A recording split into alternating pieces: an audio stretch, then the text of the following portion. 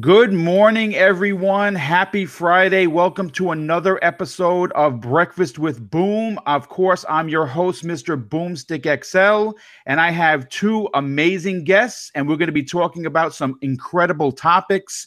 Grab your hot cup of coffee, take a bite of your bacon, egg, and cheese, and let's go. Now, of course, the show wouldn't be the show if I didn't have incredible guests. And I have two of them today, and I'm really honored that they decided to pop on the show. We're going to start off with my good friend who literally opened the door for me to the world of podcasting, YouTube, and Twitter. And that, of course, is the Mooch. What's up, dude? What's up, Boom? It's good to be on your show. Listen, we were talking about this a little bit before the show, and what I think is interesting is I've always preferred to guest on a show than to host a show, and I think you kind of got into that last week, right? There's a little bit more that goes into when you're the host. It's not like it's that big of a difference, but it feels monumental. So it's really nice that it's the morning. I'm only 2 cups of coffee in, so Mooch might be even faster motor mouth than usual. Nice. But yeah, I'm ready to go, buddy. A lot of stuff to talk about. I appreciate the invite, and I'm proud of you, Boom. Nice work on just coming from like. Oh wait, yeah, that's all right. I like hearing myself. Let it roll. No, I think it's great to see you kind of take that first step when you're like, Mooch, let me get a shot on this. Let me get on that Crossfire show you got there, to these great unboxings, the great videos you're putting out, the reviews you're doing, and now you got your own show. So really proud of you, buddy. Great steps forward, and I'm looking forward to today's show. Well, I can't thank you enough. I mean, this if a lot of people don't know this whole thing started with just a DM. Hey, Mooch, that's right. Do you have community members on the show?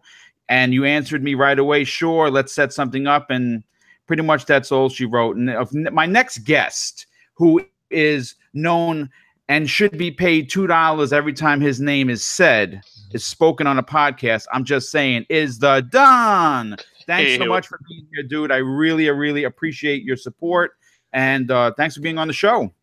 Yeah, thanks for having me. It's always exciting when people realize that they can do this stuff and carry that mantle, and more gamers speaking out publicly, I think, is always a good thing in regards to that.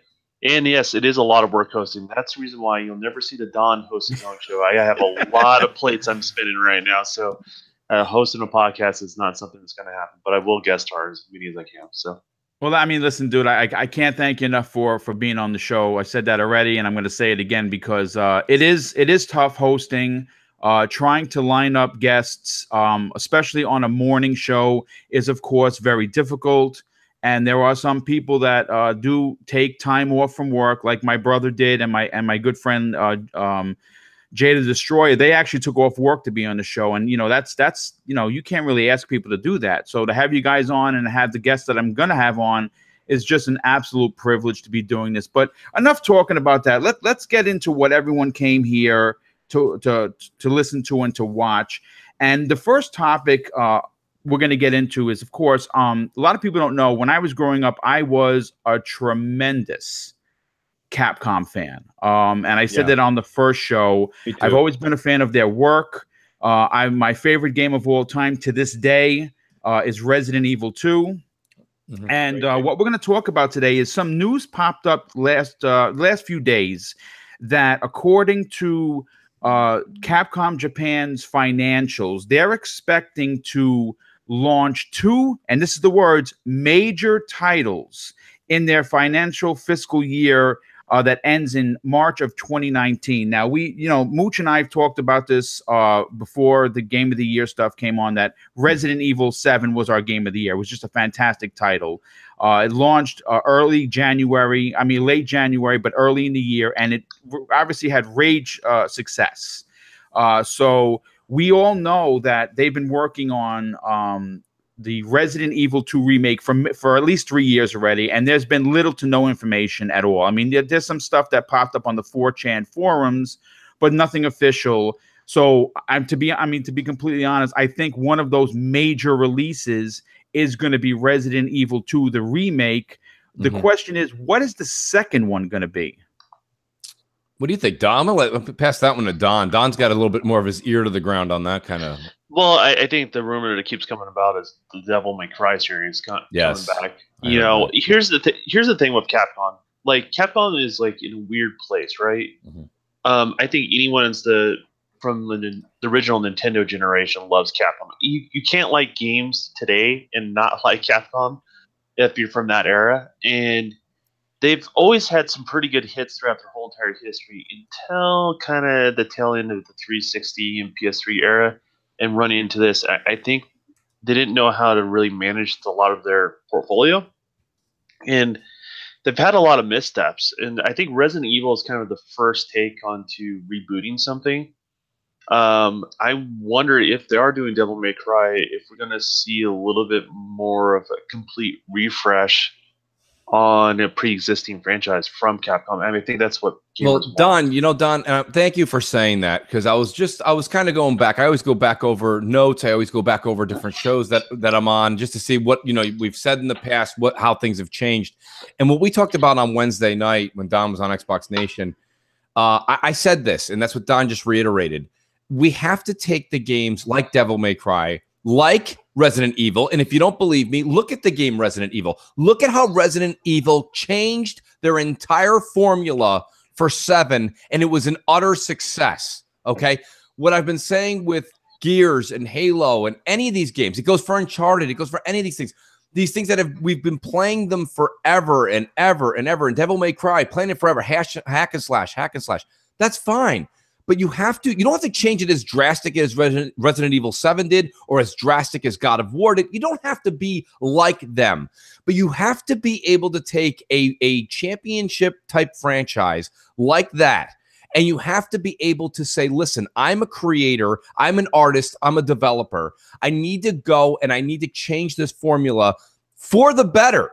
For the better, okay? Listen, even if you go back, and boom, I'm going to really bring you back to your childhood here. When we were kids and you wanted chocolate milk, all we had was that terrible Nestle quick powder, okay? Yeah. It's terrible. Yeah. And then all of a sudden, what'd they say? They said, wait a minute, if we can make this thing into a syrup, It's Hershey's. it doesn't, right? It doesn't actually change the taste. It gives everybody that chocolate they want without the mess, the nonsense, the sand dune clusters that would pop in your mouth.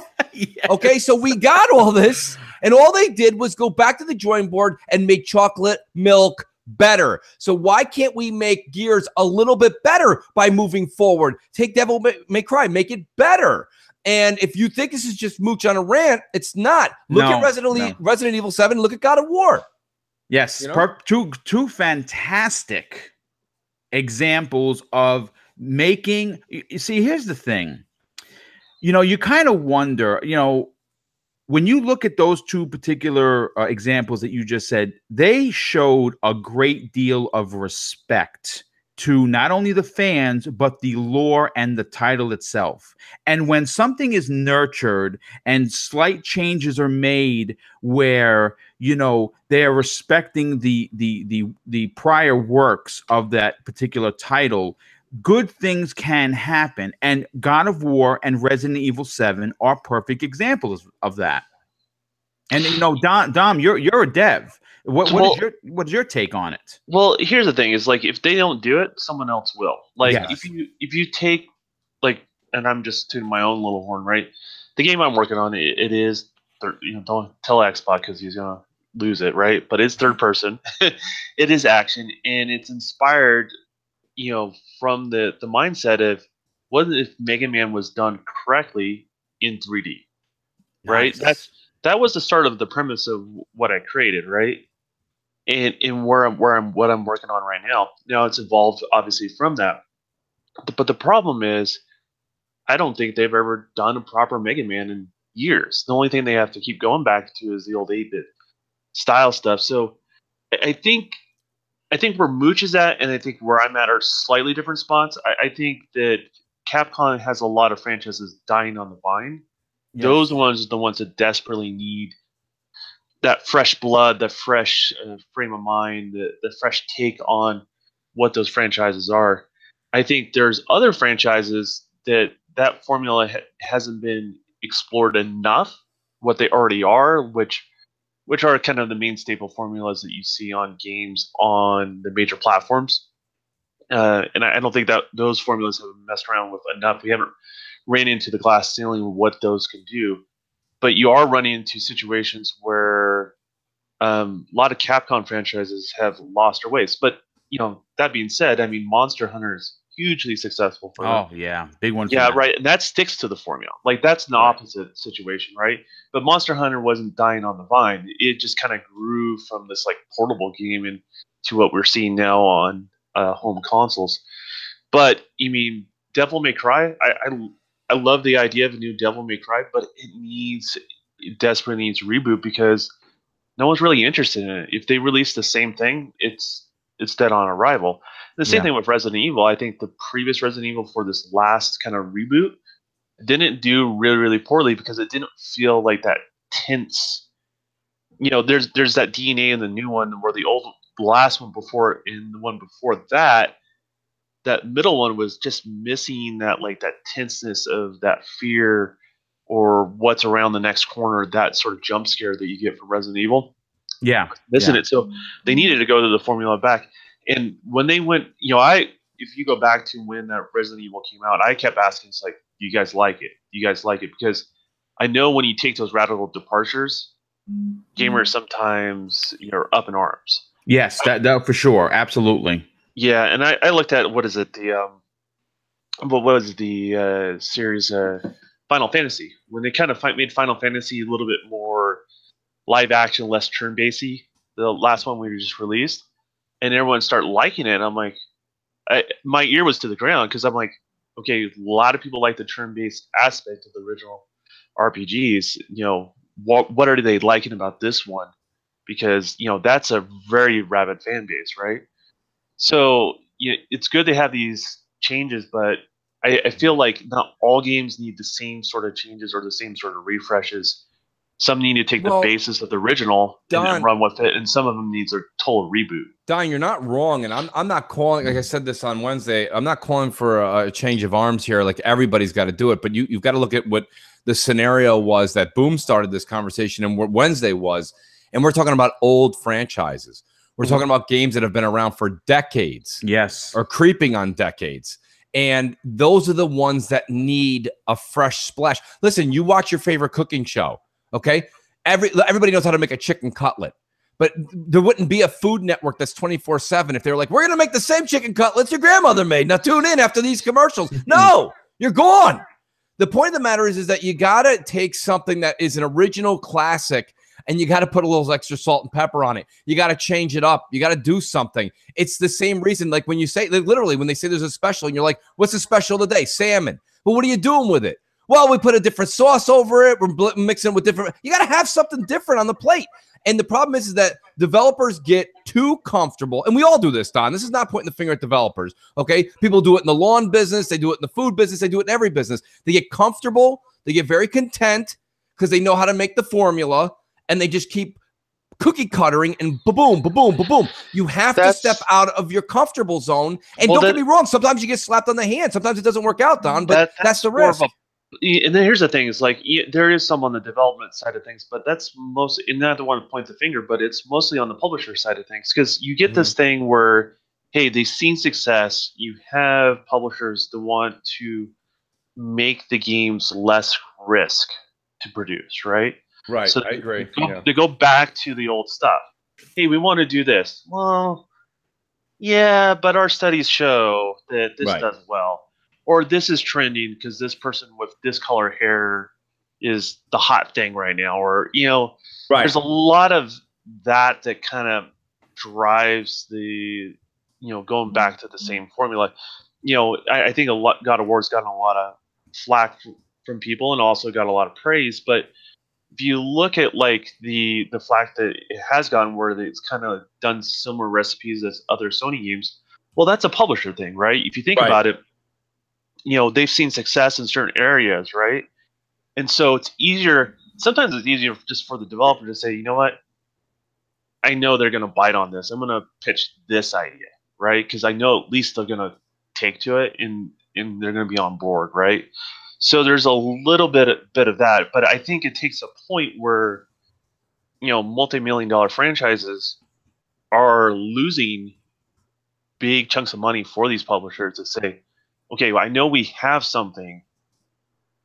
What are those other ideas that you guys were thinking about that we shot down earlier? You're like, that's kind of what happens. They have to get their teeth kicked in a little bit, for them to want to do that. What I want to see in far as growth in the industry is somewhere in between, where people want to keep the franchises somewhat true to what they were, right? But those newer ideas can come to the forefront sooner and be embraced a little bit more by the publisher, a little more trust from the developer side of things, and vice versa. So we don't get these franchise fatigue situations where you have to kind of reboot the whole thing over again.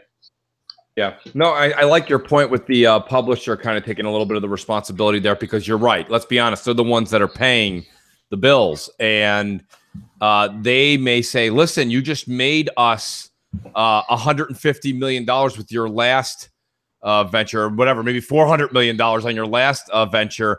Don't go too far from the formula, because if you piss off the customer, you won't get that money. Yep. Right. So I do get that, Don. And I understand it's easy. It is always easy from my seat to tell you and other developers how to change the formula, right? So I get that. And I'm not saying that I'm 100% right. The only thing I'm saying, though, is when it comes to some of these, especially these Capcom games we're talking about in Resident Evil series and Devil May Cry, or if you're talking about some of the traditionals like the Uncharted or the Gears, those things need to have a little bit of a change. And you could tell, I kind of know what I'm saying here. Even IGN, who loves Sony, they love Sony. Sony does no wrong at IGN. When they reviewed Lost Legacy, the DLC that came out for Uncharted 4, they liked it because the mechanics and everything were just outstanding. But they even said even Greg Miller said it's just more of the same. And when you have Greg Miller saying more of the same when it comes to Uncharted, you know you got to kind of go back and tweak the formula. So, and that's just, like I said, that's, and anyone who's listening to this going, no, Mook, you're out of your mind. That's crazy. Leave my games alone. That's fine. Guys, you're only shorting yourselves. Like the whole idea of putting in that new game, okay, when it comes to software, is like when you bring home that new hardware the first time, every new generation, or every now new half generation. Yes, that's correct. Right? It's that excitement, right? Boom. And if you're going to pop in Gears 5 and it's just Gears 4, then we're gonna have a big problem. Yeah, yes. It's just, I mean, you have to admit that the excitement is listen, everybody likes chocolate cake, right? You like vanilla cake, but if you have that same piece of cake after dinner for 2 weeks, I promise you it's not the same. It's just not. Yeah. You will be looking to pass on desserts. Absolutely. Well, that's the thing. It's one of those things. If you stay the course, right? Eventually, like if you're in a car and you just stay the course and you just lock your arms, you're eventually going to crash into something, right? Right. That's what's going to end up happening. And that's what happens to franchises. Eventually, they crash into something, right? So you kind of have to go with the ebbs and flows of things. You kind of have to take some different risks and challenges. Now, in that, you may very well possibly crash too, right? But you know, at least you're pushing things forward. I think we're also in a weird time. I think we have aging gamers, and this kind of probably applies to everyone here on this panel. And we have younger gamers that, you know, then that also applies to people on this panel too, because people have kids, right? And the reality is we've experienced a lot of stuff, right? So we want to see new, latest, greatest. We're actually accustomed to that, right? Because, you know, up until now, it's been new experiences for us quite a bit, right? Yeah. And, you know, you also have a younger crew that hasn't even experienced the fundamental basics that we have, right? So you have a situation where the gaming audience actually is continuing to grow. That's the reason why games haven't primarily gone over 60 or 70 bucks, is because the pool of gamers keeps continually growing and growing and growing and growing, even though the games are getting more and more expensive to make. So the growth is kind of offsetting that price. And realistically, though, with that growth, though, the question is how do you manage that, right? How do you handle it? And these are just growing pains industry's going through, and just in general. But Capcom, most of their series, most of their franchises, they're not in a healthy state. I think that's the one thing to take from it. And I think anybody that's been a fan of Capcom wants to see them succeed. Well, Like, I am gonna tell you this, Don. I think what helps Capcom grow further franchises is seeing success like Resident Evil 7 and Monster Hunter. So now, if you turn around and you drop a Resident Evil 2 remake, which, by the way, it is the only game without playing one lick would remove God of War from my game of the year because I'm such a big fan. Now, I know for a fact that there were several different development attempts for it. They tried a first person, they tried a fixed camera, and none of that works. They from what I've read and what I've heard from different forums is that they settled on the Resident Evil 4 over the shoulder, which would be fantastic. So if that, imagine that comes out now. Again, I to be completely honest, I would be a little shocked if it launched this year. I would, of course, be very happy. I'm thinking more of an early January release for that game. So the question is, what is the second big release? And if it is going to be Devil May Cry 5, are people going to respond? Because if you remember the Ninja Theory reboot, I happen to like it. Many people within the community hated it because it wasn't Dante. It was, he had his head shaved, he had brown hair. They had that little joke where the wig fell on him. He's like, "Oh, I'd never wear that." And that was their like homage to the old Dante. So from what I'm hearing from different circles is that this is actually going to be Devil May Cry 5 taking place right after 4, which 4 was, of course, absolutely fantastic. Well, I think there's a true character there that they have to be a little more loyal to. Yes, to a certain degree. So, like, if you think about, like, this goes with like any character, right? Obviously, like, if you look at Gears, Marcus is still Marcus, even though he's grown. He has a little bit more of a history that we're getting caught up on Gears 4. Some can say that same thing for Kratos, right? He's still Kratos. He just has a little more facial hair, right? So he's not a radical. He's not a radical departure. I mean, he has a dad bod and he has a little bit more beard, right? And so a lot of it is still true. Those things that resonate with those people. The personality of Dante, it was kind of like Dante on that reboot, but it wasn't Dante. Right. What Don said that we should focus on is keeping true to the character, and that's something I want to shout out to. Let me say his name right. He's up here. My paisano over there, Mario. I think his name is Mario Zaccone or Zaccone. He says, "No, I'd rather just have more of the same and don't change it up." What I mean by changing it up doesn't mean new characters and new this, new that. I'm with Don. I would rather have played as the older Marcus in Gears 4. Okay, keep traditional there. Yes. And then have something like, listen, hear me out. You can't say you played God of War. If you like I'm going to say, I'm using air quotes here, open world that God of War was. It wasn't really open world. But you know what? You can like go off and do a side mission while you were off on the boat or this and that. There's no reason that we couldn't put up a portion of a game like that with the Gears folks, where you still have your main missions and you can venture out. I think that would be fantastic. That'd be fantastic, wouldn't it? There's so many side stories and different enemies in this Gears world. There's tunnels that they've dug. There's the oh god, now I'm not gonna remember all the enemies' names, but down below, and you can go fight the queen and all of her things that are going on down there, and then you can deal with the things that are going on above with the new enemies, and at the same time keeping true to the Marcus Phoenix collection. Okay, and here's the thing, Mooch. I like what you're saying because you are still playing a Gears of War game, but you kind of change it up where you're not just following the same, little pieces of cookie left down for you to follow. That's right. And that's the whole thing, Boom. Is like, that's what I'm trying to change. I don't want new characters, new this. And you're like, come on, Mooch, you're changing everything I like about it. No, actually, I'm not changing any of that. I'm keeping your roots intact. Right. I'm just taking the roots and making them actually venture out. Let the roots grow. Right. Giving you an opportunity to, first of all, what a lot of people, including myself, have always wanted was to be able to explore the world of Gears. And we have not been given that opportunity. We've only seen it wrecked from, cutscenes. And you finish one level, it shows a cutscene, and you're starting another level. There's no real looking around the world. You're kind of on a path. The only little nooks that you'll find is where cog tags are. Right. And I think that we've already played that 5 different games, including Judgment.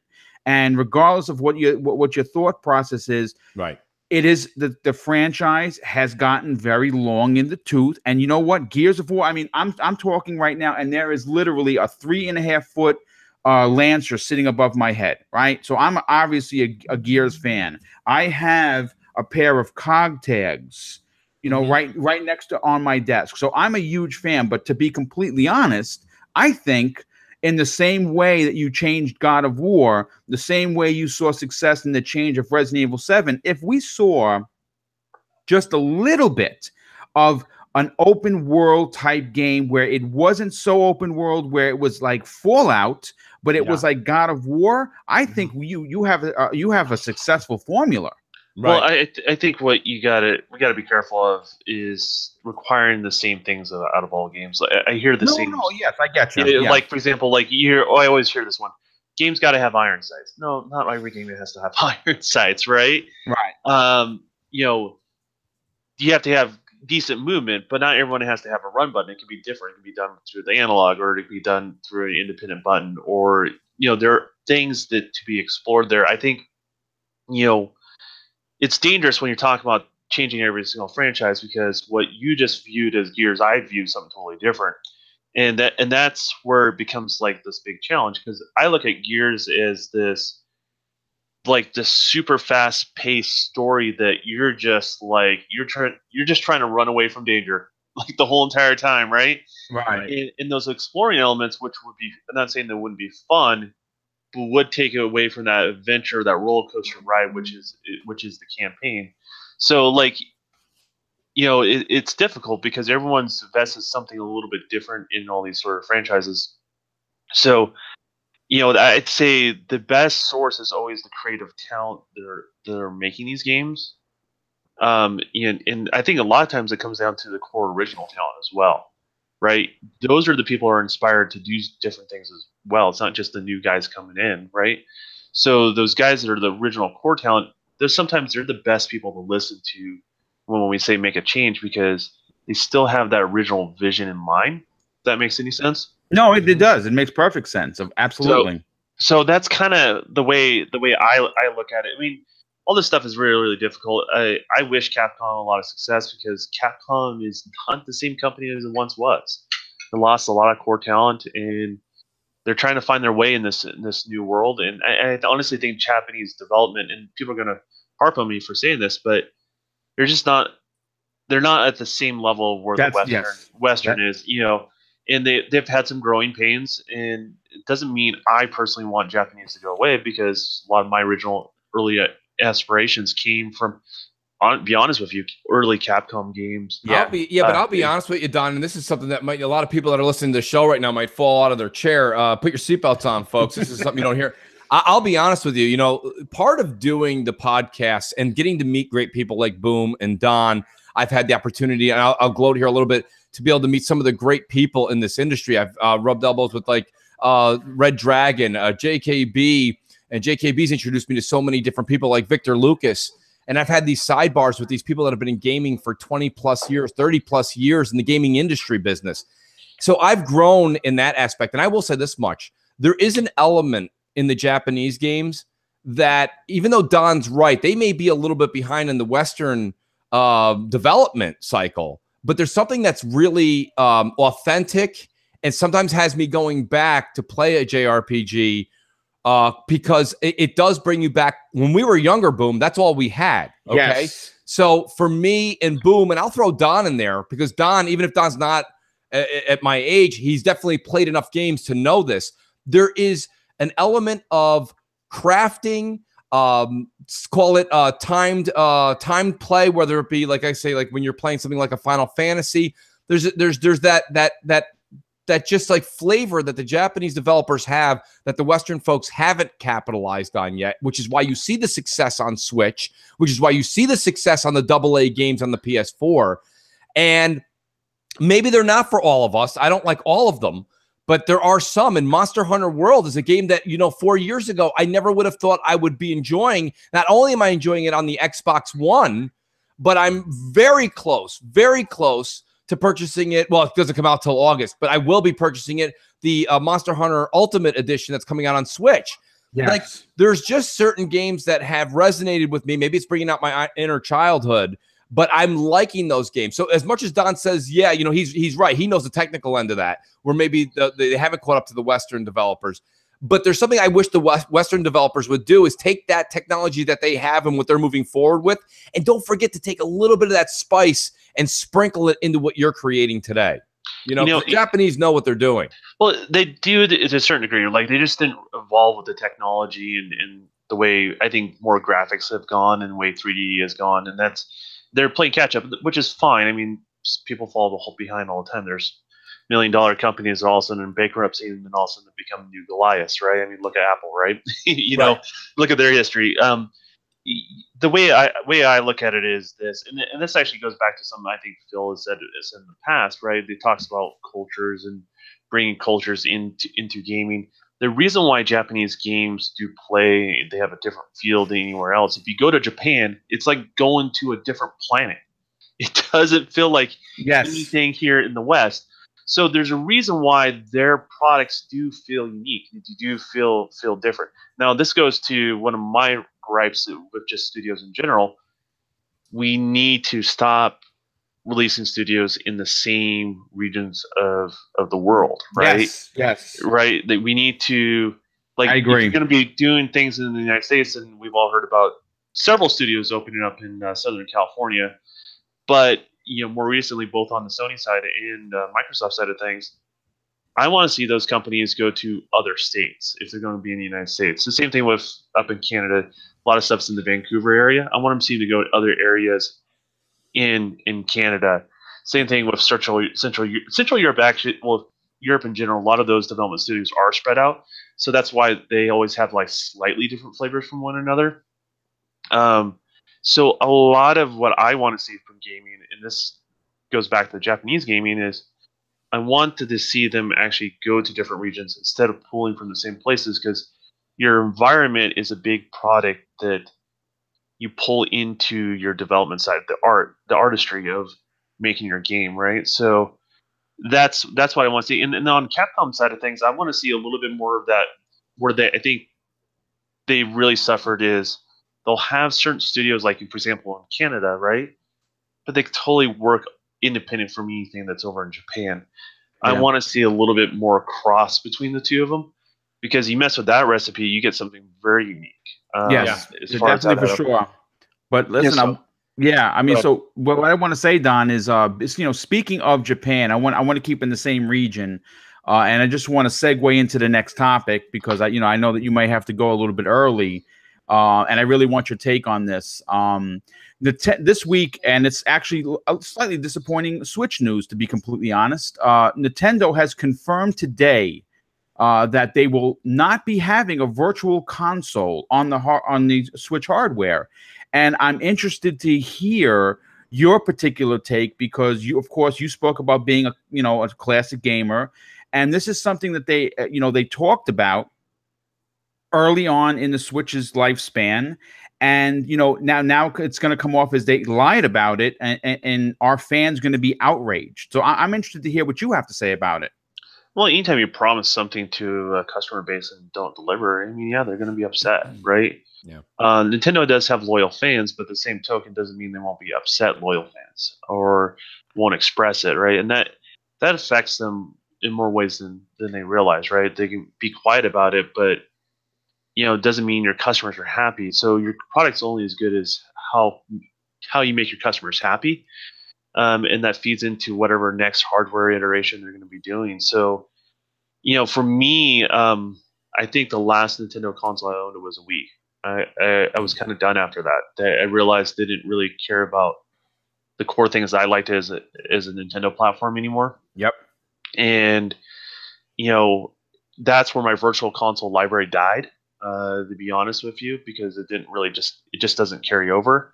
Because it's not tied to your profile and all that sort of stuff. So, they may have different plans for Virtual Console. They may be bringing that to other devices, which I keep hearing and keeps popping up. I don't believe it, but I keep hearing it. So maybe there's a bigger plan there. I just don't know what the grand scheme is for Nintendo. But They're doing better than they ever have been, but they're not doing the things of what traditional old Nintendo fans are they like them for. So Yeah, now Mamooch, you travel a lot. You know, Yeah. you always talk about you're always on the road, and Yeah. you have said publicly that you bring your Switch pretty much all the time. I do.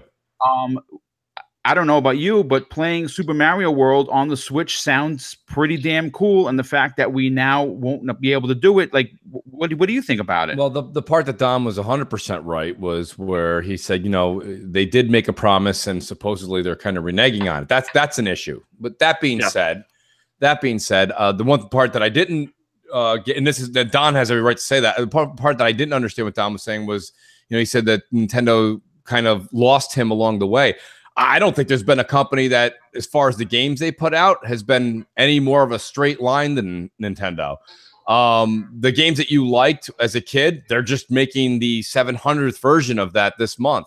Well, they stop investing in the new IPs that I would like on their platform, right? Okay. They invest in new IPs, Well, but it's not in the same vein. I don't think it's that they stopped Mario investing Brothers in it. I think the games that you liked and like to see continue have now gone to a third-party multi-plat system and are making games for, you know, Sony and Microsoft. So that may be if you're talking about traditional Nintendo, because if you go back to the NES and SNES, they were the only show in town. I'm talking first party. Okay. Yeah, so like, you know, like Metroid's gone a weird way, and we'll see what their next one is, right? Right. Zelda, I haven't liked it since the Link of Time, which is on the N64, because they keep taking different changes. They have to take risks, so it's fine. Like that, I get that, right? Like I'm not upset at them for that. I just stopped investing in them as a platform because they're going after a different audience. Right. There's a joke that everybody was saying when it was in reference to the Xbox, but I'll use it in reference to, see, for me, the Switch is my other console. And I don't mean that to be funny. When I'm on the road, like Boom was saying, now that I can take, look, they don't come out day and date. Okay. Even a remake, which this broke my heart, by the way, when Dark Souls is coming out I believe it's May 25th on Xbox and PlayStation remastered. And now it's been delayed on the Switch.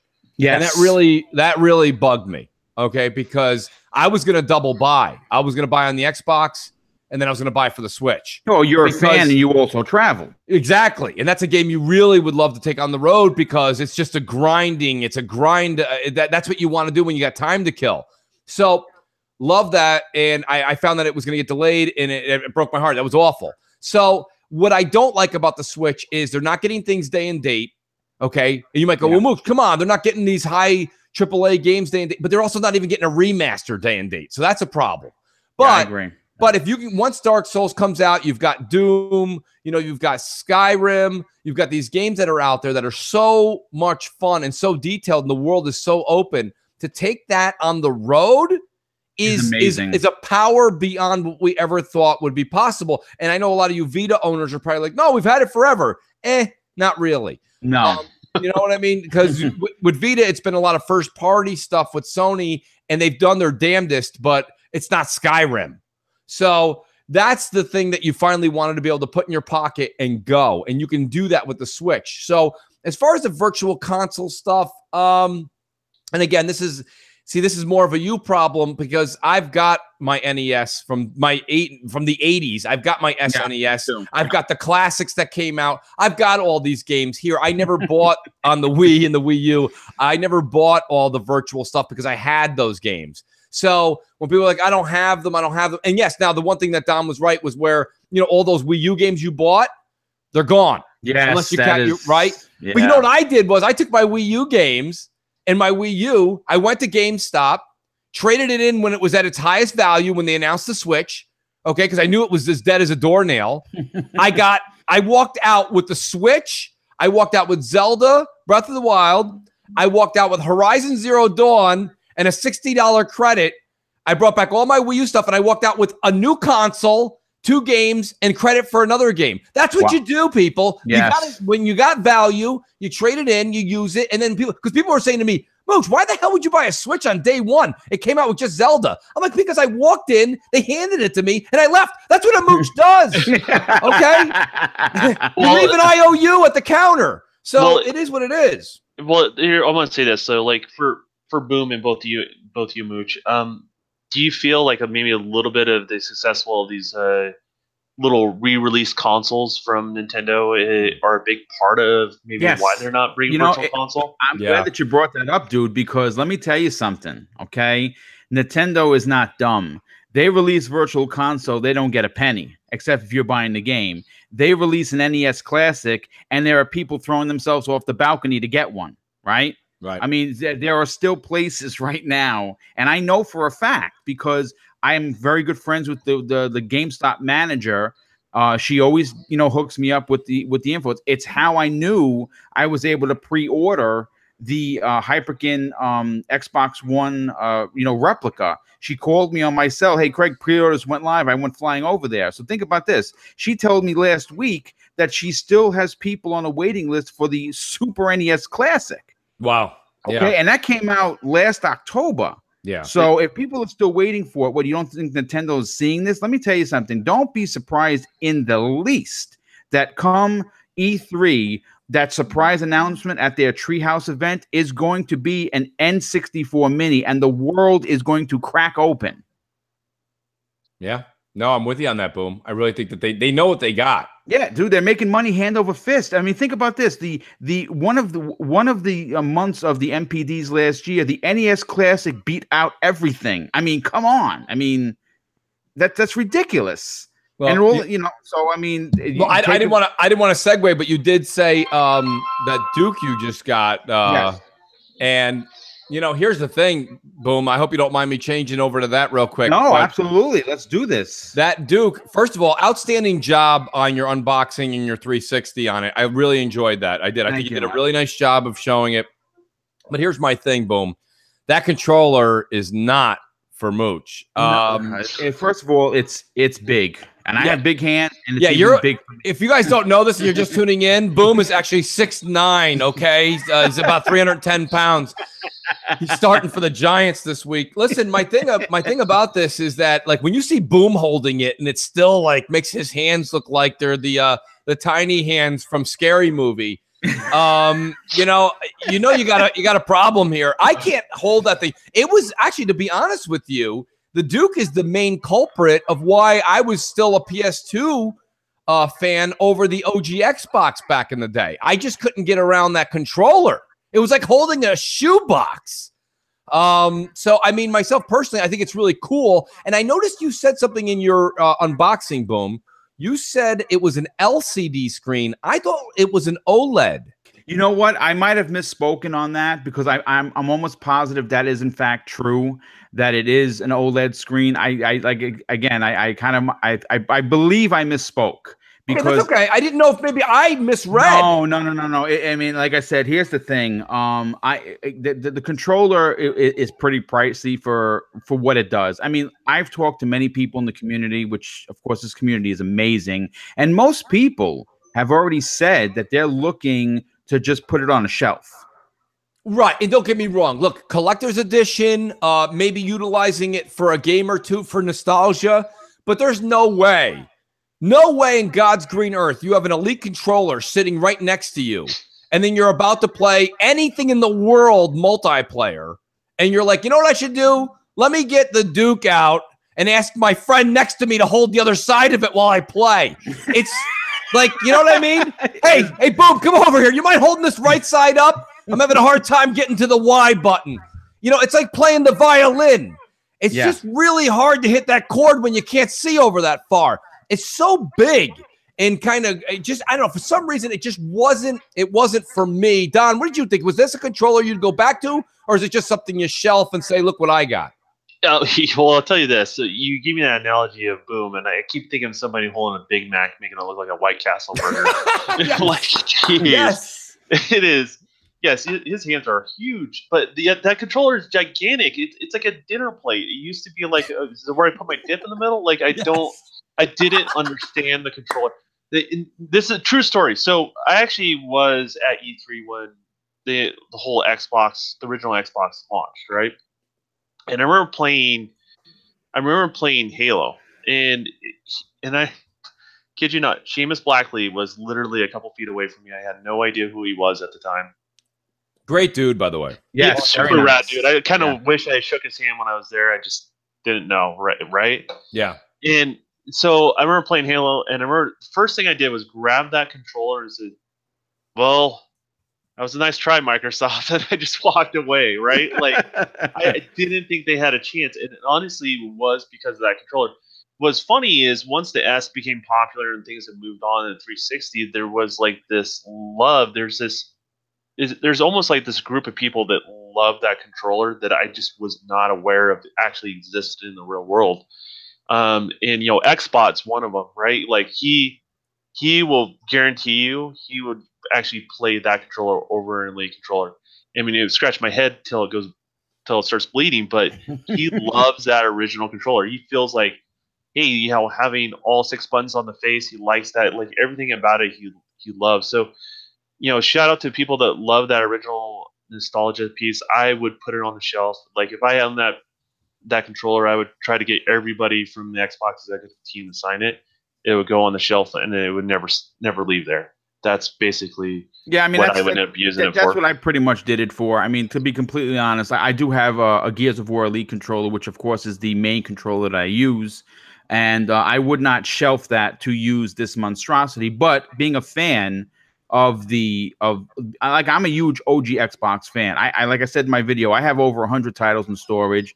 I have the clear green OG Xbox, which was of course the Halo Combat Evolved Special Edition system. I even have the clear green controller for it. So when I saw this, I was like, this is a must-have. But it's a must-have that goes on the shelf because it's highly unlikely I'm going to use it. But I just want to kind of move. We've been talking about classic gaming, and something came out this week that I think deserves our time, and that, of course, is Raging Justice. Now, I have been a fan of side-scrolling games since I was a kid. To this day, my favorite side-scrolling game, other than the classics like Streets of Rage and Final Fight, is Aliens vs. Predators that Capcom did. I have it on my Raspberry Pi, and I play it all the time. I've beaten it this year at least 3 times. It's just such a fantastic game. But Raging Justice really is a hallmark to the fact that old games still have a place in 2018. Did you guys get a chance to play it? I'm actually. Is it kind of like almost a very Final Fight-ish? Yes, yeah, it's very Final Fight. More Streets of Rage, if you will. Okay, gotcha. I mean, with games like this, I'm a big believer that no franchise or style game dies.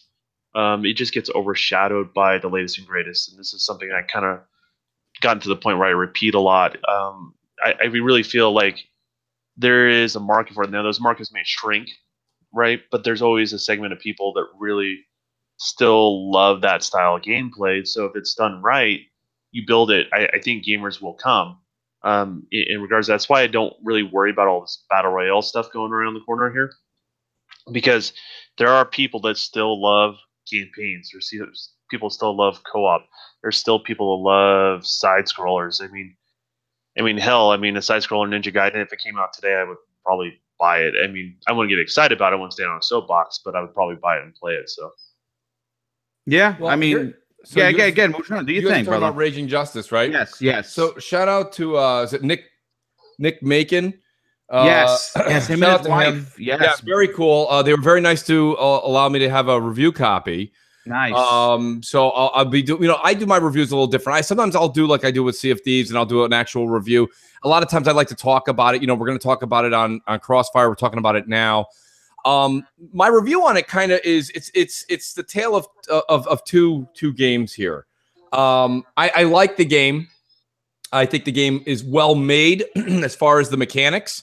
It definitely it's just like Streets of Rage. Okay, it's like if Double Dragon and Streets of Rage had a kid, you've got Raging Justice. My critique on it is the caricature models. They're too big, and what I mean by that is we played couch co-op in my home. We played. Kids were playing it. I played it. My son had a good time. And the thing about it is that everything is so large. Where in Double Dragon, it was large area, small people. Yeah, right. Large area, small people. So you're able to say, hey, even though we're playing couch co-op on the same screen, you take on the right. I'll take on the left. Here, everybody is so mammoth in the game, right? When you go to throw somebody, you immediately throw them onto your partner, and it ruins that because it hits them. Yes. So there is a bit of a problem there. I don't know if you guys are experiencing this or not, or you guys that are playing it are experiencing it or not. That's my biggest gripe with it. Everything else they've done, they've committed to, and they said they were going to do, they did. They really locked down that nostalgia factor. They've got all that. But I really wish they had made the caricature models like, you know, that guy who comes out with the trench coat and the hat early on in the first 2 levels? Yes. He's 3/4 of my 65-inch television. It's like if Boom was it's like Boom's a bad guy. I'm like, what's happening? So I think a little bit was missed there, and I think that takes a little bit away from the game. But other than that, if you're looking for an old-fashioned sock 'em, throw 'em, pick up a wrench, chuck it across the thing, the old dynamite that's already lit, and if you walk by it, you blow up. If you pick it up in time and chuck it, it's good. It blows up the enemy. That's just a very, very classic arcade-style fight. Smash them up, and they did that successfully. Like I said, I just think it's a lot of clutter on screen. Yeah. Well, so is the camera fixed, like the distance? So well, hold on, real quick. Change. Well, Don, let me answer. Jago says, he goes, doesn't turning off friendly fire fix that? Jago, it fixes the fact that it doesn't hurt your partner, but it still knocks your partner over. It doesn't hurt his health. Right. It just knocks them out of a combo. It knocks them out. So if you're in the middle of a combo, and yeah, exactly, and you're doing something, and I chuck somebody from across the screen, the dude I chuck is 6'9", 7'2". He comes flying over the screen. He hits you, and it stops you. It knocks you on the ground. So even though it doesn't affect your health bar, it affects your gameplay. And if I'm ruining some of the combos you're doing, it does take you out of the game. And it's not your fault because you're just fighting on the other side, and then he'll chuck the character, and he hits you. And you're like, dude. And I'm like, it wasn't me. Yeah, sorry. Didn't realize. Yeah, so it does affect the gameplay. So a good question, though, from Jago.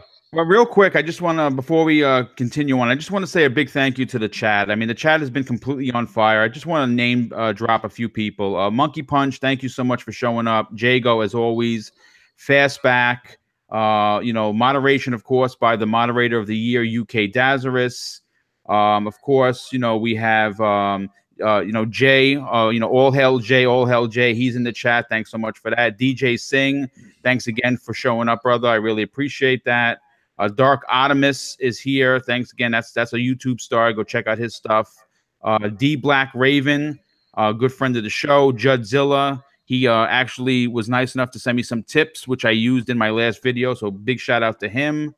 And if you guys are okay, I just want to move on to the next topic because, of course, I'm keeping in with the classic gaming. There has been a lot of chatter. Now, I don't really always believe everything. Everything that I read on Reset Era. You get a lot of opinions. You get a lot of fake news. But I am going to say that I've heard this. But the next topic we're going to bring up is that I've heard this almost the entire year of 2018, and that is that we're going to get a Banjo-Kazooie 20th anniversary announcement at this year's E3. Now, again, I understand it's a classic game, and some people. I grew up with platformers, and I always loved Banjo-Kazooie, and I think that the title, the original at least, would be deserving of a 20th anniversary, release. And to be completely honest, it is one of those announcements that would get good response, not just from Xbox gamers. I think gamers in general would be happy, but I think the press would be rallying around something like this because they've been not so nice to Microsoft. We've spoken about that numerous times, but this is one of those announcements that no matter what flag you fly, you hear this and you're like, oh wow, that is nice. I don't know if it's going to sell Xbox consoles, but I definitely think it would get a lot of goodwill from the community and from the press. What do you guys think about this? I'll let Don take that one. This is about Banjo-Kazooie, you said? Yeah. Well, here's what I'm going to say. If they do it, they have to also back it up with the more mature, more graphically intensive titles. What Microsoft is in this weird thing is every time they release something that's for the youth or something for the nostalgia or something for that, they're leaving a certain segment of their customers out of the loop, at least making them feel that way, right? So I don't really think they can release Banjo-Kazooie in this environment without taking care of their other segment of customers. In regards to that, as far as my personal excitement, I don't know. And like I always looked at Banjo-Kazooie as like a knockoff Super Mario Brothers, back in the early days. But people do have a lot of nostalgia for that older Rare title as a platformers, and platformers are back in. So I don't know how well it'll work. But the biggest chance it has, we have to have the other segment of customers that are on Microsoft's platform taken care of when they release it. Otherwise, I feel like the launch will fall flat on its face a little bit. Yeah, I'm with Don 100% on this. I mean, you guys know me. Nostalgia is a hell of a drug, but at the same time, Banjo is just not a game that ever resonated with me very well. The controls were a mess. I didn't find it as humorous as other people. So I'm not going to bash it, because I'm going to say if you like it, that's good for you. But if you're asking me, is it something I'm looking forward to? That's a no from me, dog. You know what? I get what you're saying. Completely agree. And I just want to just jump on what Don said. And I think I agree with that in regards to, if Microsoft is in fact going to do this, this cannot lead the charge. You understand what I'm saying? Like, I love Banjo-Kazooie and I'm super excited about this, but you cannot go and put this up on the side of a billboard, or get on, on an Xbox, talk show and say, okay, we're leading the charge. This is what we have this fall. If you're telling me that all we're going to get is, Horizon 4 and a Banjo-Kazooie with some, marketing deals, that's going to be a big fail. So I agree with you. This has to be like the cherry on top of, okay, we have these games. We have a Perfect Dark. It's gritty. It's like Nathan Drake made a baby with Laura Croft, and this is the badass that came out. That's what I want to see this fall. But again, for me personally, I'm excited for it. Yeah, I mean, they definitely got to check the boxes. Like, you look at Super Lucky's Tale, and that's not a game for me either, right? Right. But if Super Lucky's Tale released next to a big blockbuster, I don't think it would be the butt of a lot of other gamers' jokes. Correct. Yes. In regards to that, it would basically be held in the light that it should have been, which is, basically an age-friendly game, platformer, something easier to play for younger kids to pick up and stuff like that. And that's the way I look at Banjo-Kazooie. And if Banjo-Kazooie is released in the same sort of environment as Super Lucky's Tale, I think it hurts it more than helps it. So you got to have your bases covered. Otherwise, there's a certain segment of gamers that are going to dogpile on it and are going to hinder its success. Okay. Well, I mean, you're right. You're absolutely correct. And you know what? Yeah. Again, we're gonna kind of just, because there's only so much you could say about Banjo-Kazooie 20th anniversary. But what we can say next, okay? I mean, again, I like different topics. I don't want to, with this particular show, when I have someone on, like, the topics are kind of really cookie cut around both of you because of your experience of both gaming and developing. And that's why I like to come up with different, I don't want to do what they did on Xbox Nation or on Dealers Podcast, or what we're going to talk about tonight on Crossfire. And by the way, of course, Mooch will be doing double duty, so thanks for that. Absolutely. But I want to talk about Rare for a second. And I have been very vocal about Sea of Thieves in the essence where I'm proud of Rare. I think that what they had designed in mind is out there for the world to play. Yes, it does have its shortcomings, okay? But I'm proud of Microsoft and I'm proud of Rare. This is going to be a better title, once some content comes behind it. But I just kind of want to shift this over, because this is really like a two-part question. Now, obviously, the hottest thing since sliced bread, of course, is Fortnite by Epic Games. Yeah. And they have some. Okay, now the game for Epic launched this, late last year, And when this, when it originally launched early in 2017, it was just a base building game. And then they just came out of nowhere with the battle royale mode, right? And that took the world by storm. And it took a little time to cook. But the question that I have for you guys is this. In Fortnite, they have announced that they're going to have a single player and multiplayer PvE mode, which is called I think it's Save the World. Right now, that changes Fortnite once again. I mean, they're already up to season 4, and now you can play it everywhere. Every kid and their mother is playing it. It's this game might actually be as big as Minecraft, and that's incredible to say in the same sentence. So here's the question that I have for you guys and for the chat. We know that players like myself who dig single player or PvE content have been completely boxed out of Sea of Thieves. And even though I love what the game looks like, and I love that, what they attempted to do, I will never play it because I like sometimes just going out by myself, doing a few missions, and then eventually meeting up with a buddy. That's been taken off the table.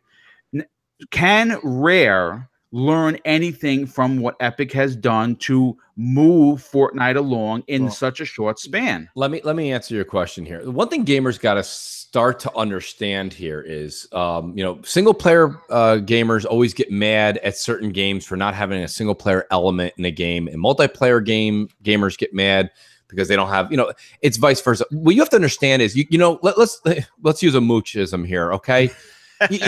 You don't go to a hibachi and go, I hate sitting around other people, okay? You just don't. You can't, because you're sitting there. They're sitting you around other folks, strange folks. Yes. Where you're ordering your shrimp, your steak, different meals, and they're all going to be created and made for you in front of it, and then they divvy it up and they give you that, and you're sitting next to a stranger on your left. And so if you don't like people, you don't go to a hibachi. Okay. So boom, if you don't like, and this is not a boom, but I'm just picking on Boom. I get what you're saying. If you don't like that multiplayer only aspect in Sea of Thieves, that game is not for you. That's correct. And, yes. And here's the thing. Yes, Fortnite does have a single player element and they have the multiplayer element. Let's just call a spade here, folks. The single player element is getting minimal use. I would agree. Yes. It's just there. If anything, people are using the single player campaign there, the Save the World, just to go in and work and practice their building skills so that they're better to get back in the multiplayer. So it's really a practice. It's like they should call it practice and then Fortnite Battle Royale. So you want to call it single player, call it single player if it makes you feel better. It's really just practice for what the game actually is. So it is what it is. I know that the first part came out, before the Battle Royale, but the Battle Royale took off, and you can see that they have all their developers, their time and money being spent on that. Right. The Save the World thing is an afterthought at this point, even though it was their original thought at first. It's kind of ironic, but it's true. So what I'm saying out there, and I'm asking all gamers to understand is, if you're a single player gamer, that's fine. No one's asking you to convert. And if you're a multiplayer gamer, no one's asking you to convert. I like games like Fortnite that give you both options, but let's be honest, Boom. My personal opinion, Rare adding a single player component to Sea of Thieves does not make this game an overnight sensation. As a matter of fact, it's gonna be like Fortnite. The single player aspect of it will probably just be a practice for when you get on the ship and go and go with your mates and go try and find treasure. So realistically, do they have to do that? I don't think they have to do that. What I think they need to do, okay, I think what we got to do is we got to talk about the 800-pound gorilla in the room here. The problem is Rare put out a game that was not finished. Correct. And flat out, there's no excuse for that. I understand it's $10 in Game Pass, but that doesn't mean anything. It's still a $60 title on the shelf. Okay? If it's a $60 title on the shelf, that means it's a full release. The fact that you have a coupon for it and you can play it for $10 a month doesn't mean, okay? It doesn't mean they get a pass. So I'm enjoying Sea of Thieves. I've got to be flirting with 40 hours, 45 hours. Somebody who doesn't like it wouldn't put that kind of time into it. Oh, yes, for sure. I mean, right? I mean, I've played it a good amount, and I like it. And I'm excited to see the new content. But I am disappointed that this was a flagship title that came out half-staffed. And that's a big problem when you see it coming out from Microsoft's first party. And, you know, there is word on the street. We'll get into it more tonight on Crossfire. Shameless plug. We'll get into it tonight, but the State of Decay 2 is not really ringing a lot of bells with a lot of the reviewers from what I'm hearing. So you've got, you know, this is a problem where you've got Microsoft's first party that they're struggling to keep the ship afloat. And that's not me talking. That's not even a Mooch opinion. I'm just telling you what the consensus is in the word on the street. You're your own judge. I think your best reviewer is you. Yourself. Yes, I 100% agree with you. Don, like you're a developer. You're working on a game. Does multiplayer outpace single player in 2018, or is that something that you as a dev are concerned with? Not really. Okay. Either way. Like I think you have to be true to your vision, whatever that game is, right? So if your game's dependent on multiplayer, your game's dependent on multiplayer, your game's dependent on a single player, your game's dependent on single players. Do whatever you're gonna do and do as best you possibly can is kind of my thought process on all that stuff. So I mean, in the case of, you know, there's so many products. I mean, you look at God of War's mechanics, and I'm just using God of War because it's the most recent game. I look at the mechanics and I don't really see how that game can be done well on multiplayer. So that's a perfect example where a game benefits from removing multiplayer from the equation, right? Mm-hmm. You take games like Overwatch. Well, that's a game that benefits from removing a single player from the experience because they kind of done their own kind of little genre there with like the strategy of the different attributes of all the different characters and all that sort of stuff. So like there's something to be said there, but I think there's also something to be said when games start off as a single player experience. Fortnite's one of them. Halo's one of them. I would even argue that Call of Duty is one of them, right? Yes. They started these originally with these single player experiences, but the play mechanics from that made some of the best multiplayer experiences that we're still experiencing today. So you got to be willing to be flexible with your vision to a certain degree as well. So if you're doubling down on one direction or the other, and you're finding out that some of the things you're working on works in this other kind of genre and adds more value to the customer, then you have to go for it. In my view, in my opinion, because it adds additional value to the consumer, casting a bigger net, so you're reaching a wider audience, those sort of things. But if it does it at a detriment, then no, don't dabble in it. Double down on what you envision, what's going to be good, and kind of go with that. That's kind of how I view it, right? Like, you know, I think everyone's going to judge games differently because of that. You know, I think a lot of, if you look at Xbox games or in general, people say, well, there's no single player experience. No, there's great single player experiences, but you just happen to have co-op experiences that go along with it, or multiplayer campaigns to go along with it, right? So, you know, I just think one's not going to dominate the other. They're going to find different audiences that are out there. And when people get sick of one thing, they move back to the other. It's just how it goes. It's kind of like the whole cake analogy that Mooch had. Yeah, no, I mean it makes sense. Look, like I said, I'm being a spoiled brat here, and sorry if that's the case. I agree with you, Mooch. It's just a game that's not for me. I want to support it. I did not buy it because I was afraid of what happened, and I did Game Pass it. I want to blame Microsoft for Boom has now lost his record. It's kind of like when McAdoo took Eli out for no good reason and ruined his Iron Man record. Boom buys everything, and they ruined it. Yeah. No, I'm only kidding. No, it's the truth. I mean, again, I'm buying State of Decay 2. I actually got the deluxe edition from Amazon for $40 after my 20%, and I will be supporting that company. I think that it's important to do it, but I know what I'm getting with State of Decay 2. You know, regardless of whatever the reviewers are saying, and if it turns out to be you know, a 72 on Metacritic, that's going to be another black eye that Microsoft just does not need. I hope that's not the case. You know, a game scores in the 80s, even if it's an 80 or an 81, I would be okay with that. If it scores anything less this time around, you know, they're kind of in deep trouble. Well, it's also weird too. Like, you can have these level of games if you have the AAAs go along with it, right? It's that whole analogy of, these are the snacks, these are the appetizers, the smaller experiences, or these experiences that are drawn over. In the case of Sea of Thieves, the intent was all the groundwork, and then the intent was having an evolving world over a certain period of time, and that's what they're doing, and they're stepping up the releases because of that. But that's not your traditional thing, and that's not what your customers expect. And these games have hidden this like harder criticism because of that, because you're not meeting the expectations of your consumers. And that is, I think, what State of Decay may fall into, in regards to that. It's never been a AAA game. Like, it's just a survival game that has like all these quirky little mechanics to it that bring it all together with a multiplayer.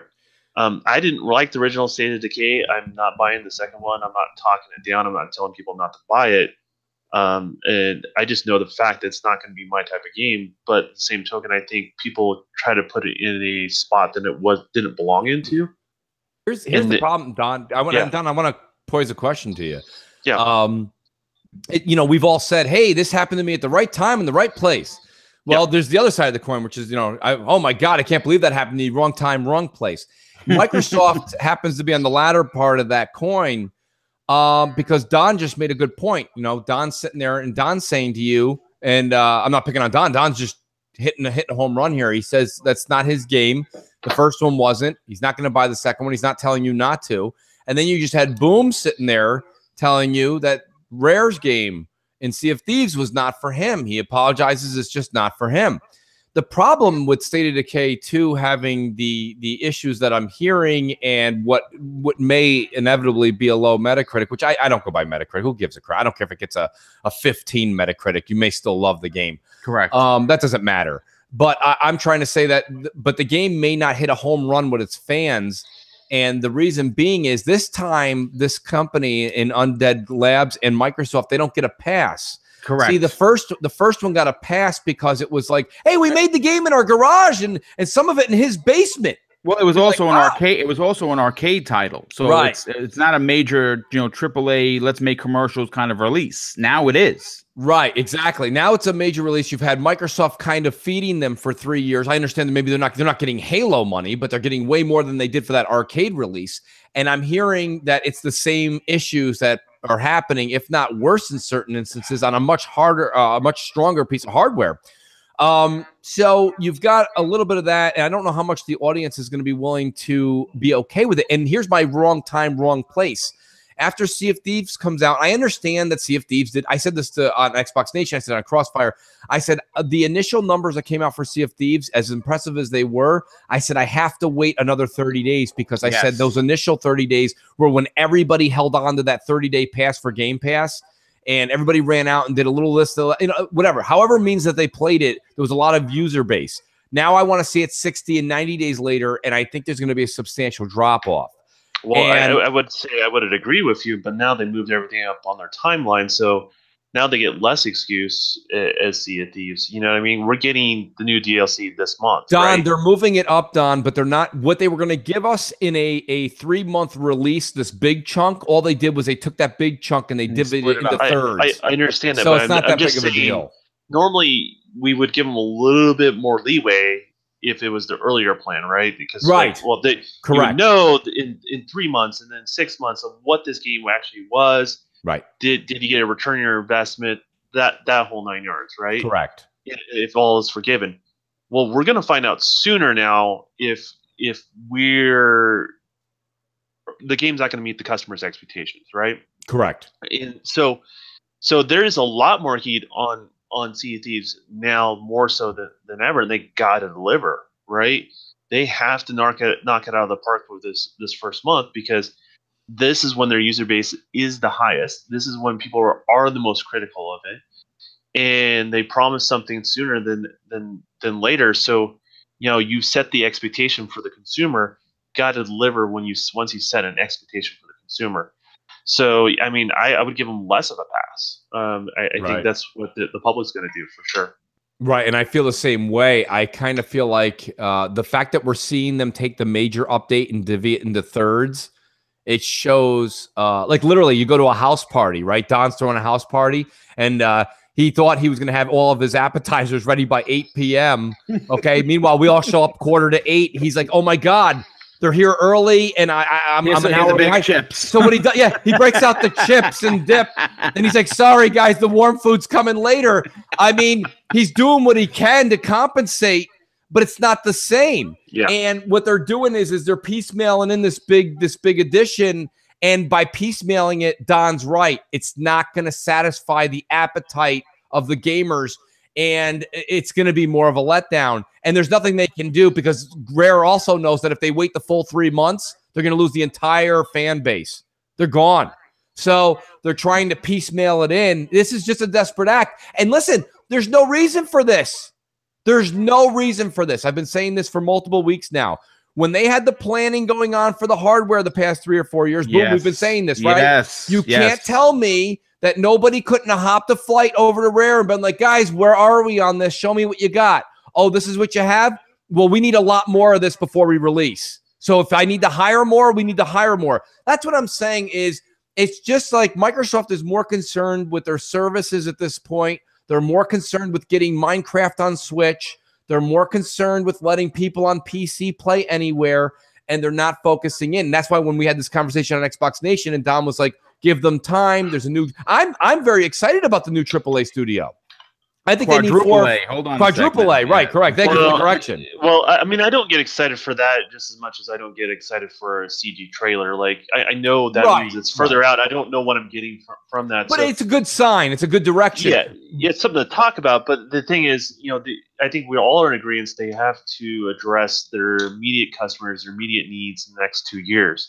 Right. We can't. Here's the thing: it's not a do or die thing like people are saying. No, it's not. This E3, but there's a expectation from a certain core audience within the Xbox camp, and what that core audience is expecting. That core is they haven't been told stuff for 2 to 3 years, so they're due.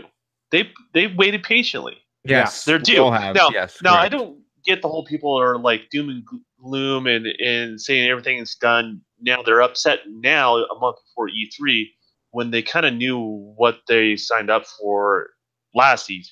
Like, I don't get that. Like, if you weren't on board with, if you didn't have a problem with it then, I don't understand why you have a problem with it now. I just think it's people use it as a talking point. They do. But come this E3, if you're upset or something doesn't meet your expectations and you're a true Xbox fan, I get it. I totally get it because you've given them ample time. You give them the turnaround time to produce product. Don, let me tell you why people are not. They're voicing their opinions a little before E3 this time. They realize when E3 happens, Phil's not going to, at the end of the show, be like, and everybody reach under your seats. It's all the games you've ever wanted. We gave them to you. They're under your seat. We realize that that's not going to happen. You just said it yourself. When it comes to new what do you call it there? Developers, new studios, it takes time. Yes. So even if we get excited, you do have to realize that the excitement meter is going to have a governor on it. We can only get so excited with this E3 because as excited as we're going to get, it's 3-4 years away. So that's why you're hearing this voice, because we know we're not getting them that night. We know we're not getting them this fall. And we know we're not getting it next spring. This is where I have a difference of opinion. Is I really feel like the radio silence was for this E3. I literally felt like that turnaround, that redirection of how they're running the company, it was for what they're going to be releasing at this E3. Now, that's just, I don't know for any facts, right? Like, I want to make sure that's very clear because people will always say, well, Don said, and that doesn't mean anything, right? This is me speculating. But if I look at the fact that they have been radio silent, that allows them to cancel games that are not doing well, that allows them to double down on games that are doing well. Correct. It lets me think that, hey, what we're getting at this E3 is not what I'm excited about what they open up in Santa Monica. What I'm going to get at this E3 is going to be excited is what's going to be released in the next year or so.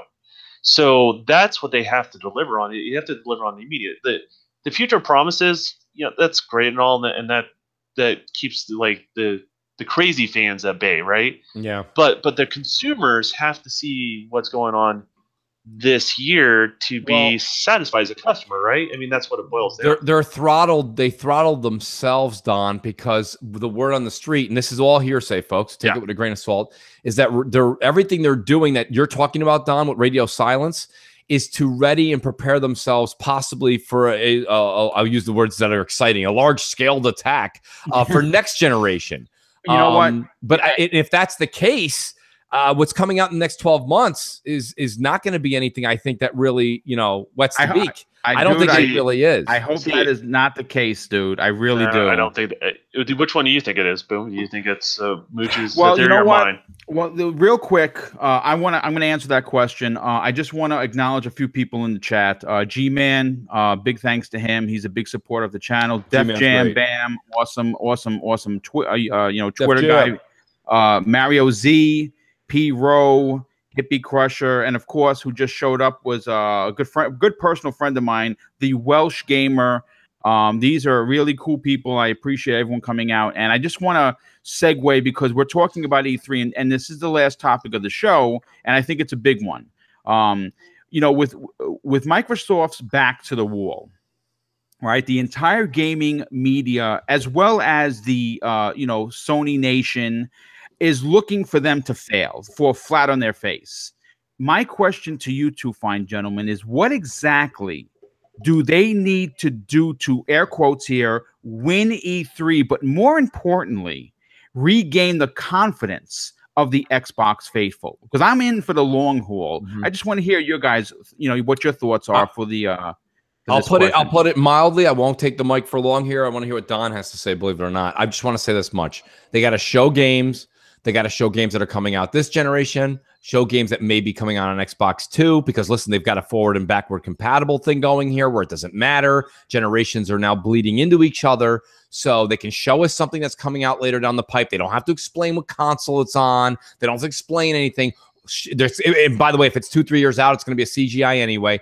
Show us CGI, put dates on them. We want to see AAA. We want to see first party. And when I say I want to see a marketing deal, it doesn't mean I want to see a green logo at the end of a commercial. It means I want to know that you have an exclusive deal with a company for either timed, which we know Phil won't do, so scratch that one, or at least some sort of content in the game that is unique to the Xbox platform. If I don't see those two things, primarily, let me just say them again, that is exclusive content with a third party or a tremendous amount. And when I say tremendous, let me just be 4 to 6 games that are coming out between now and 3-4 years from now, okay, which they can do easily. I don't care if one of them breaks our heart and gets canceled. Show it anyway. If I see those two things, E3 is exciting again. If they just show us Super Lucky's Tale DLC, and we see just things that are coming out next year, and the Ashen 3 and 4 that they have contracts with, no. And if we see that Borderlands 3 comes on stage and says going to be everywhere but gets a green logo at the end,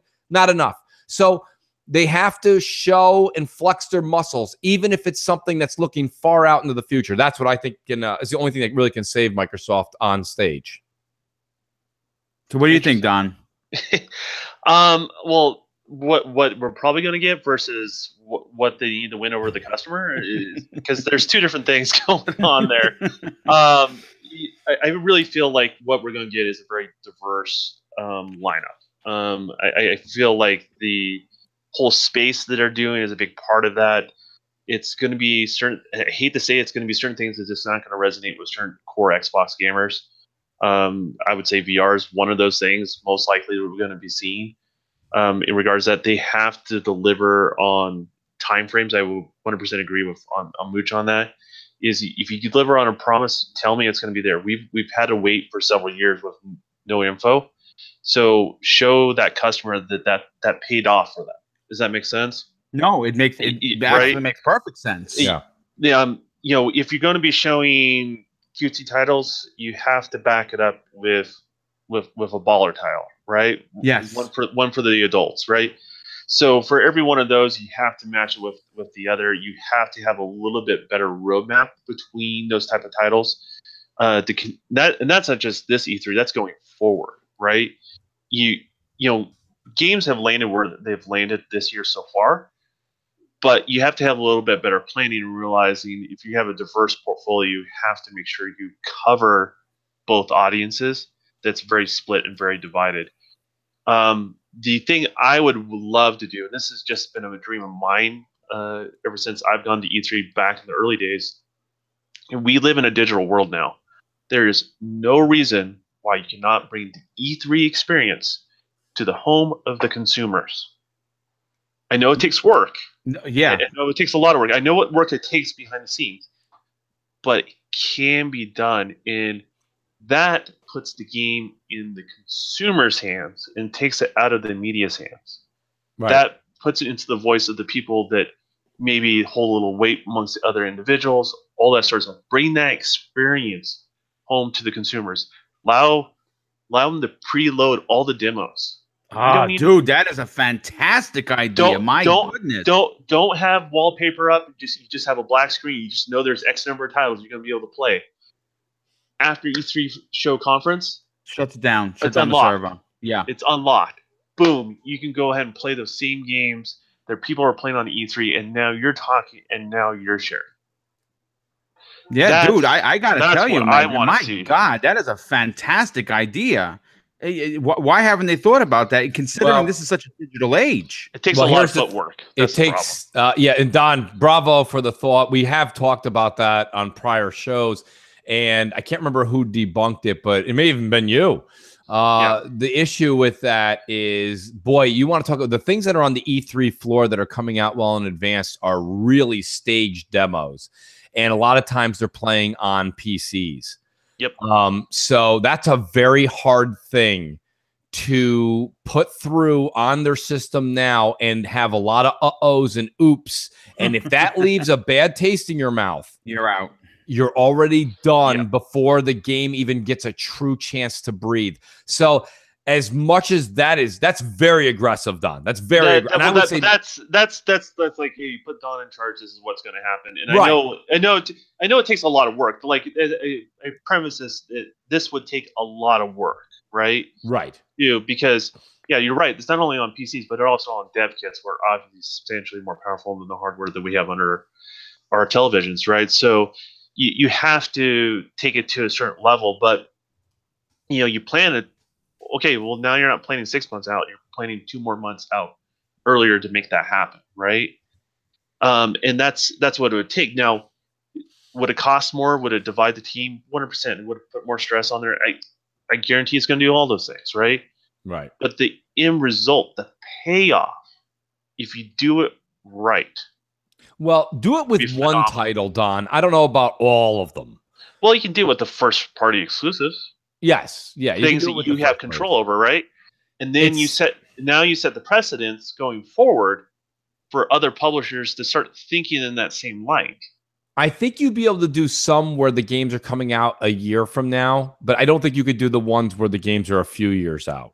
No, you have to do the ones that are only this holiday season, right? Sort of thing, and that's kind of where I'm going. I mean, okay, but regardless, I mean, I know all the technical aspects behind it. Like, I get it, right? But with proper planning, it can be done. And again, it takes the payoffs would be huge. Yeah, and again, it's just one of those things, Don. I mean, like I said, I've said it before. Yeah, everyone knows in the chat. Everyone knows that comes to my channel. I'm glad to talk about PS4. I'm glad to talk about Nintendo. But I really enjoy talking about Xbox because it's my preferred platform. And as a fan, as of late, there is a sense of disappointment that just lingers there. And I understand. Okay, this week we got the information that the quadruple A studio, $1 million, bucks here and there, and let's start spending money. Even with all of that information, I'm excited that they're finally doing something. My question has always been, and again, this is of course still staying with E3. I think that it would be utterly foolhardy of Phil Spencer not to realize that this E3 is meaningful to the company. I'm not saying that they're going to go out of business next Tuesday and they're going to start selling their copiers, to try and make back some money. They are one of the richest companies in the world. There's no denying that. But I think it would be almost I put it to this way: as a fan who's been in Microsoft's corner from the beginning, if I come away from this E3 without at least 3 to 4 titles that are going to be big AAA games, I'm going to walk away disappointed. I'm very sorry to say. I think that they absolutely have to do that. Too, in regards, but if they do 2 bangers, that like you look back on the year, it's a totally different year. Yes. In regards to that, and that, I'm not saying third party, I'm saying exclusives, right? Yes, like, correct. What do I say that? Because we're going to get some awesome. And I just played a demo that's going to be in E3 not too long ago. I got trusted to do some playtesting, and you guys are in for some treats. I can tell you right now. There's one game I know in particular you guys are going to be excited about. So, is it Microsoft or is it? I can't say the publisher. Oh, okay, but you know what? You see, it's tantalizing little nuggets like that say, okay, now my goosebumps are starting to come out. Right. Because, you know, listen, regardless of what. That's what Microsoft needs to tease, right? Like, yes. that's the problem. And here's the thing: is we have, I forget what it is. What's that Xbox show that's next week? You guys know Inside Xbox. Yeah. That's the problem. We don't even know what it's called. We're fans, right? So, but Inside Xbox is coming out, next week. It's just going to be a State of Decay commercial, right? Like, so people need to have their expectations in check. But that's the last thing before E3, right? So they said they're going to tease some other things and things like that. Like, they need to know how to manage their audience. Like, that's the main thing they're having problems with, right? How to set realistic expectations for their customers, how to deliver on those promises, how to reach a wider audience that maybe have walked on to other platforms because you don't have presence in certain areas that they just don't even know you exist, right? Like, that's a problem they're facing, and they just got to own it and address those things. So I'm actually, I'm sounding negative about them right now, but like, I'm really positive about their E3. I'm hearing a lot of things. I'm hearing the opposite, and maybe that's just how I am. Like, I can't be negative about things because, well, how do you be a creative person if you're always shitting on your own stuff, let alone others? You know what I mean? Like, yeah, you just can't. Well, let me ask you this, Don. Are you hearing, from what you're hearing, this is just a yes or no, you don't have to get into details. From what you're hearing, because if you're hearing Microsoft, you're hearing Sony. From what you're hearing, is Microsoft going to have a little bit more of a fireworks show than Sony this year? I don't know about fireworks show. I know what I keep hearing, it's really full. And I don't know what that means. That could be anything what we got last year, which is a bunch. Last year was really full, but it was, and don't get me wrong, a lot of indies, but it was a lot of indies. Exactly. It didn't fulfill a certain audience, right? Deep Rock Galactica coming your way. Exactly, which is a cool little game, but as I said, that's not the meal, right? So that I don't know. I'm hearing hardware as well. We're going to get more hardware this year, I think, from both. What I'm hearing. So hardware in what sense? Like in the VR sense or in the my guess sense? This is where I have to specify. I'm guessing here. On the Xbox side of things, it's controllers and VR. And what I'm hearing is possibly the redesign of the Pro from the PlayStation. That's all hearsay and speculation, and I would say not redesign, meaning just making it slimmer. Hopefully quieter is my hope, but we'll see. We'll see on that one. Quieter, slimmer. But I don't think when we're this, a better product, a more refined version. You're not going to get a stronger console. No, I doubt that at all. Yeah, you'll get something. I listen. I will say this though. It cost me, actually not me, my awesome wife, $500+ to get the new PS4 Pro, but it is quiet. You can't even hear it. It's great. I did, Boom did that. It encouraged me. I game in 2 different spots in the house. So wait, your Pro's quiet? Yes, my new Pro quiet. Whisper, not the old one. The old one was like a jet engine. Yeah, my one upstairs sounds like an F-16's taking off. So you guys both have an older one and a newer one. Yes, correct. Okay. Yeah, big difference. Huge difference. I kid you not. I must have not won on that lottery because it runs fine. Like, don't get me wrong or anything like that. But it is loud, and I don't notice it. I could kind of notice it with my headphones on, but I just turn the volume up. The problem is my wife will come out because we live in a small condo. We live in a condo, and she tells me shut that console down, right? Yeah. Because because it literally is waking her up in the other room. So like, yeah, no, it's that loud. It is so that loud. That's not a joke.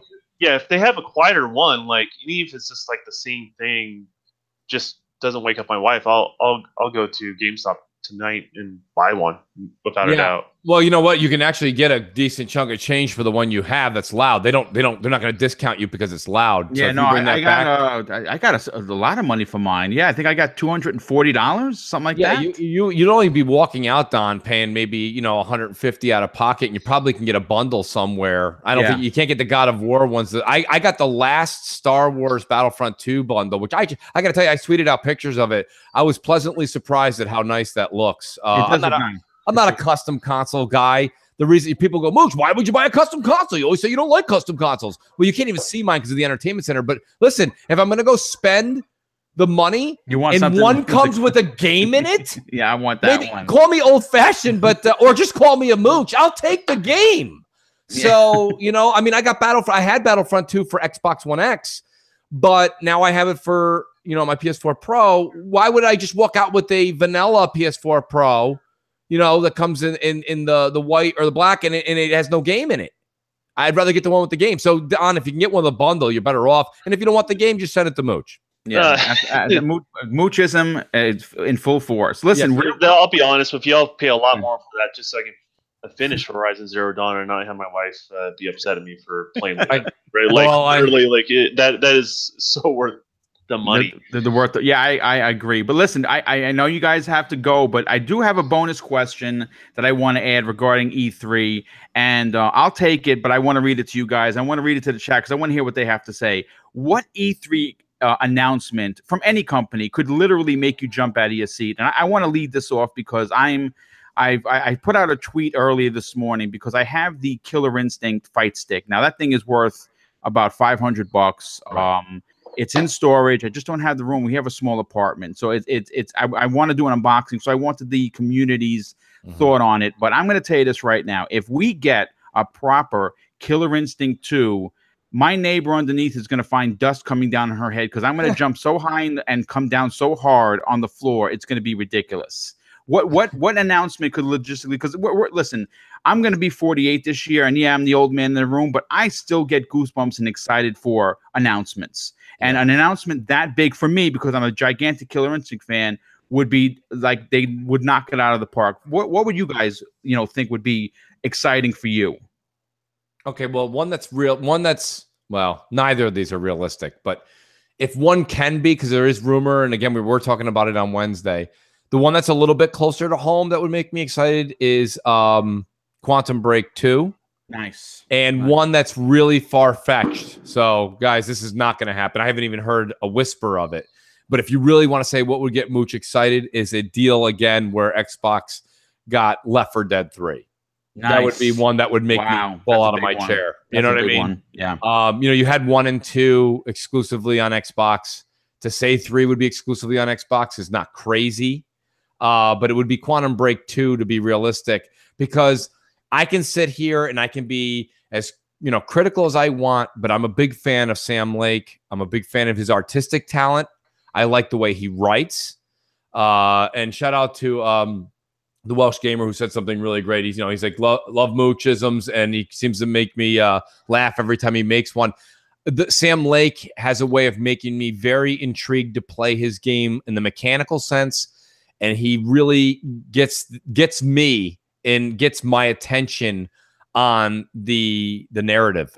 His writing is fantastic. He makes games that force you to think on just the interaction in the story, right? Like you can't be lazy and play one of his games. You have to be on top of it. Yeah, because if you're just going to be like, oh, I'm just going to play through the motions because the mechanics are great, you're really missing out. Really missing out. No, because like if you look at the mechanics of Quantum Break, everything you had to do is you had to piece together, like you've started a puzzle that's moving in real time, but slow motion in real time. And so you have to piece together all these different scenarios, and it just makes you think. Like that's the one thing about that whole entire game. Even if you zoned out on the television show or not, like you're always thinking like, what is going on here? What is the next step? Like it's just Sam. That's what Sam Lake does really well. And yeah, I wish I'm going to say I'm going to double up on that. I really want to see Quantum Break be a thing. I want to make sure, like, I want to see that be a sealed deal. Yeah. I want to see Sam be able to fulfill that promise where he said it's going to be in less of a period of time to make a sequel for something like that versus the first. Because I don't want to wait. I want a good game. Right. Yeah. I want more of that recipe. I want the same ingredients, but I want the recipe tweaked. I want less of the live action. Still do it, but you have to shorten it up a bit. You know what I mean? Yeah, And, I agree. I want more of the gameplay because that's what really sucked me in is that gameplay. So I really want the gameplay. A lot of people are asking in the chat, Don. They're saying they want to see this announcement with Sega and Capcom and Xbox. I don't know if you will see it this E3. I think you might. I think you will see something with that. They'll walk out with them on stage and say, "Listen, we have great plans with Game Pass." Yeah. I don't know. They hear what I have been hearing is those. Well, when you bring one of those guys to your facility, I'll say this, right? You don't just do it just for one exclusive, right? You sell them on everything that Microsoft has to offer. Now, what they may have bidden on, I don't know, and you may see different variants of what they were sold on from Microsoft. So maybe something more related to Game Pass, and also an exclusive down the road. Yeah, or something along those along the lines in their back catalog. So we'll see what comes up from there. I'm less excited about that because I need those publishing companies to deliver a little bit more in the now for me to be excited. They quite haven't done that. I still love them, but they're just not as high on my list as other people. I'm excited to see.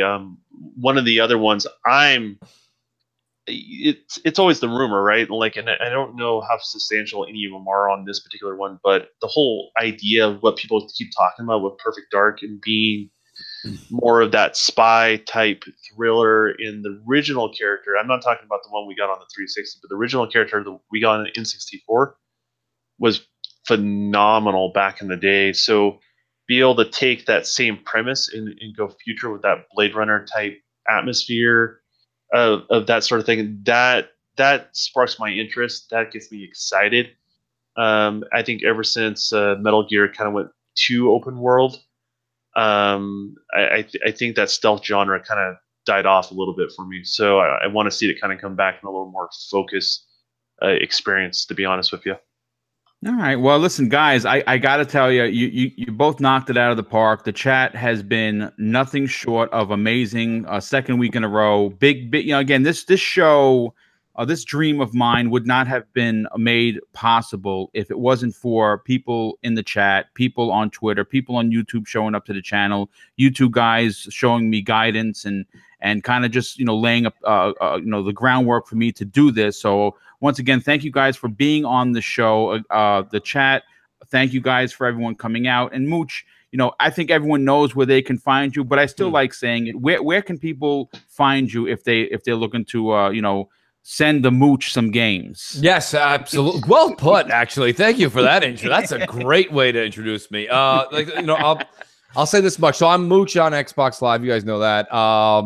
You can definitely find me Friday night, 7 p.m., the Mooch78 on YouTube. We do have Crossfire tonight where Senor BoomStick will be on the show. And I'm pretty sure, Don's always welcome. Don's got one of those open invitations, but he may be programming tonight, folks. We're not really sure. I am literally after this. I'm going to go on a plane and I'm flying out to California to go work for 8 hours, 9 hours, possibly 10, and then flying straight back home. Well, wow. I heard the lattes are awesome out there. Enjoy those. Right? I don't have any time for lattes. Yeah, they got a lot of open toe sandals too.